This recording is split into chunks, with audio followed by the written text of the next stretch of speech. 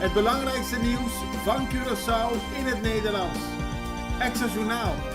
Vers van de pers. Welkom bij Extra Journaal. Fijn dat u weer kijkt. We hebben het belangrijkste nieuws voor u op een rij gezet.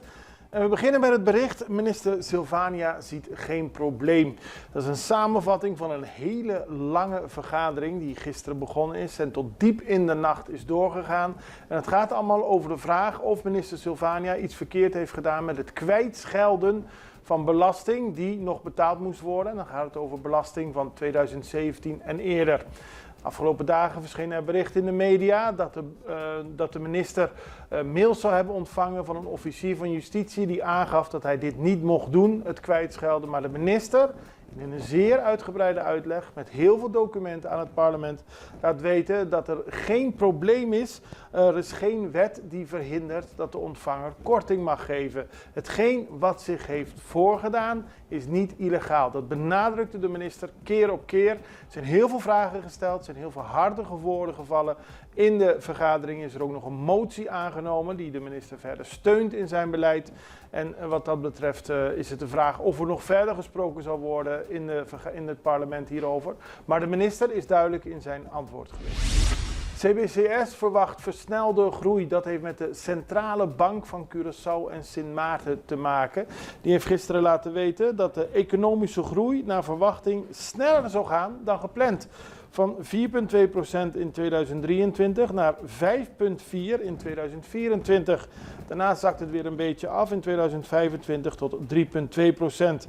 Maar de bijstelling, de positieve bijstelling, is goed nieuws. En dat heeft vooral te maken vanwege de toeristische sector, waarin heel veel groei te zien is. Maar ook is er sprake van een robuuste groei in de bouwsector. Vakbonden houden monden dicht. Nou, we hebben het al veel over gehad. De vakbonden die hebben een gesprek gehad met minister. Gisteren, na heel veel heen en weer gepraat buiten de onderhandelingstafel om, zaten ze gisteren weer aan tafel. De vakbonden vinden dat de korting van op de arbeidsvoorwaarden met 12,5% met terugwerkende kracht vanaf 1 januari 2023 moet worden geregeld. De minister vindt 1 januari 2024 de enige juiste datum. Er is over gesproken en na afloop zeiden de vakbonden: wij praten even niet met de pers. Even alles aan tafel houden om daar tot een oplossing te komen. Dus we houden het voor u in de gaten.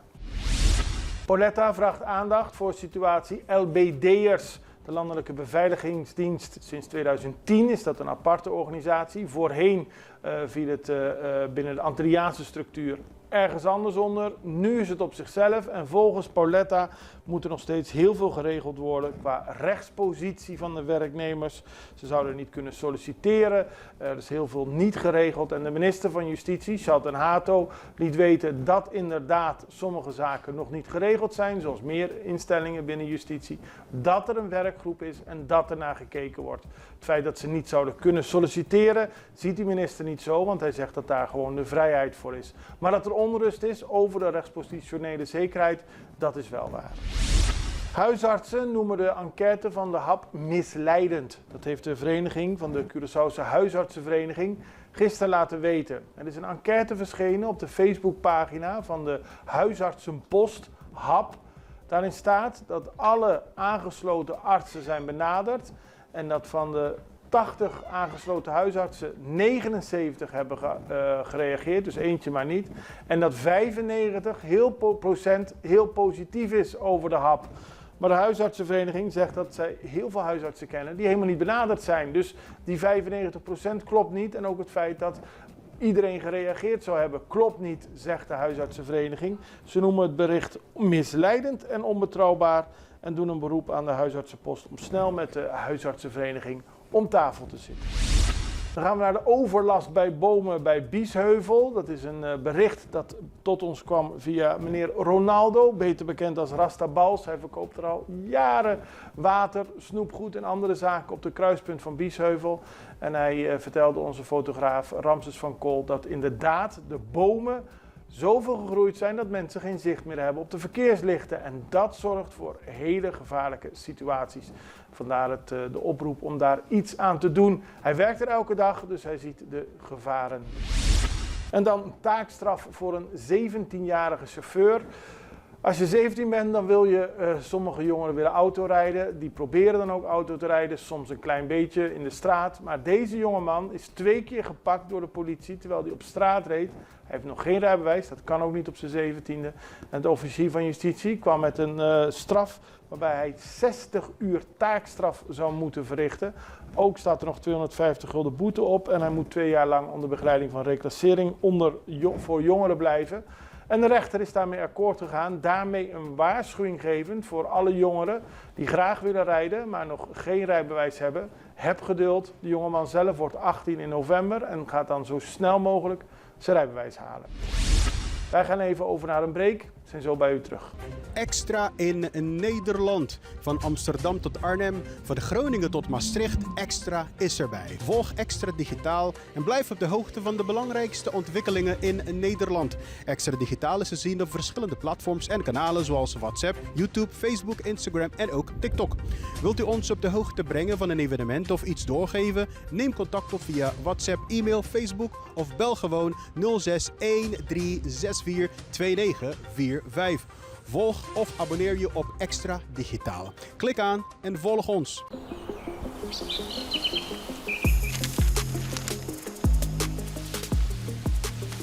Welkom op Curaçao, een van de mooiste eilanden in de Caribiën, een ware parel. En het is een eiland waar je van heel veel zaken kunt genieten. Van de natuur, van de zee, van het eten, van de mensen en zoveel meer.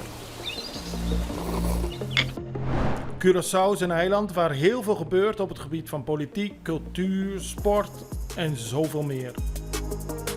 En Extra Journaal brengt het belangrijkste nieuws van Curaçao.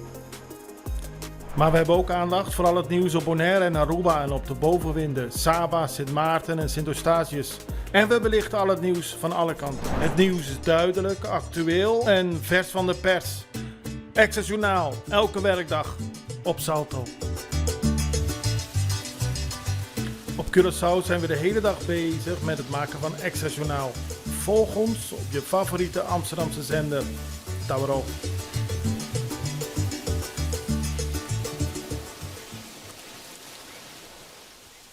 Deze week werd bekend dat Greenpeace door mag gaan met haar klimaatrechtszaak tegen de Nederlandse overheid. Ze vinden dat Nederland meer moet doen om te zorgen dat burgers in het Koninkrijk, maar vooral Bonaire, beter beschermd zijn tegen klimaatverandering. Er waren 8 bewoners van Bonaire die hadden meegedaan en die wilden als 8 individuen ook de rechtszaak tegen de Nederlandse overheid beginnen, maar die zijn niet ontvankelijk verklaard. Dat heeft de rechter in Den Haag bepaald. En collega Marco Zani Willems sprak met 2 van die Bonaireanen die in Nederland wonen, Kjeld Kroon en Shurmer Bomba. En die legden uit dat ze jammer vinden dat ze zelf niet de rechtszaak namens zichzelf kunnen beginnen. Dat de rechter dat niet ontvankelijk heeft verklaard.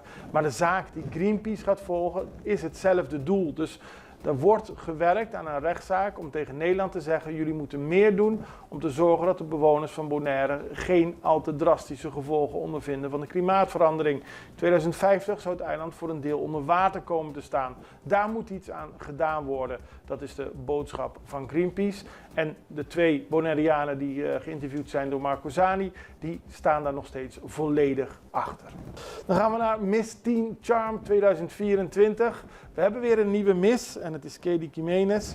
Zij werd gisteren verkozen in Eden Mall en dat gebeurde tijdens deze Miss Teen Charm 2024. Georganiseerd door de organisatie QMQ. De Miss mag nu naar Barranquilla in Colombia van 21 tot 30 november en daar zal ze de eer van Curaçao verdedigen tegen minstens 20 landen die aan deze verkiezing deelnemen. Dan gaan we naar Bonaire, want daar is een kinderdagverblijf per direct gesloten. Dat heeft het openbaar lichaam op Bonaire bekendgemaakt. De kinderopvang Happy Kids, Happy Days is een acuut gevaar voor de veiligheid en gezondheid van de kinderen. Zo is bepaald. En de opvanghouder heeft in de afgelopen jaren meerdere malen verzuimd de nodige verbeteringen door te voeren. Vandaar dat het per direct gesloten is. Er is een informatieavond geweest voor de ouders van het kinderdagverblijf om te zorgen dat ze ergens anders naartoe kunnen gaan. Maar vooral het feit dat het direct gesloten is en dat er meerdere waarschuwingen zijn gegeven, zorgt voor, ophef is een groot woord, maar er wordt over gesproken op Bonaire. Want De veiligheid van kinderen is natuurlijk heel belangrijk. Tot slot gaan we nog naar Mexico, want daar heeft zich een grote demonstratie voor gedaan. 10 jaar geleden werden 43 studenten vermoedelijk vermarteld en uiteindelijk vermoord. En de zaak is nog steeds niet opgelost. Familieleden, bekenden en andere mensen die hebben daarvoor gedemonstreerd in Mexico-stad. Het was een zeer emotioneel geladen protest. En de zaak is een van de ergste mensenrechten schendingen in Mexico. Het is een crisis in Mexico, al vele jaren. Meer dan 100.000 mensen zijn verdwenen. Maar juist deze 43 studenten die ongestraft verdwenen zijn, zorgen nog steeds voor heel veel aandacht in Mexico. En er is gevraagd om aandacht te blijven besteden. De regering wordt verweten de mensen te hebben voorgelogen, te weinig te hebben gedaan om de zaak op te lossen. En de demonstratie is om te bewijzen dat er nog steeds heel veel mensen willen weten wat zich heeft voorgedaan met de 43 studenten. En daarmee zijn we aan het einde gekomen van deze aflevering van Access Journaal. We zijn er maandag weer en ik hoop u ook een heel prettig weekend. Het allerbeste, tot ziens, dag.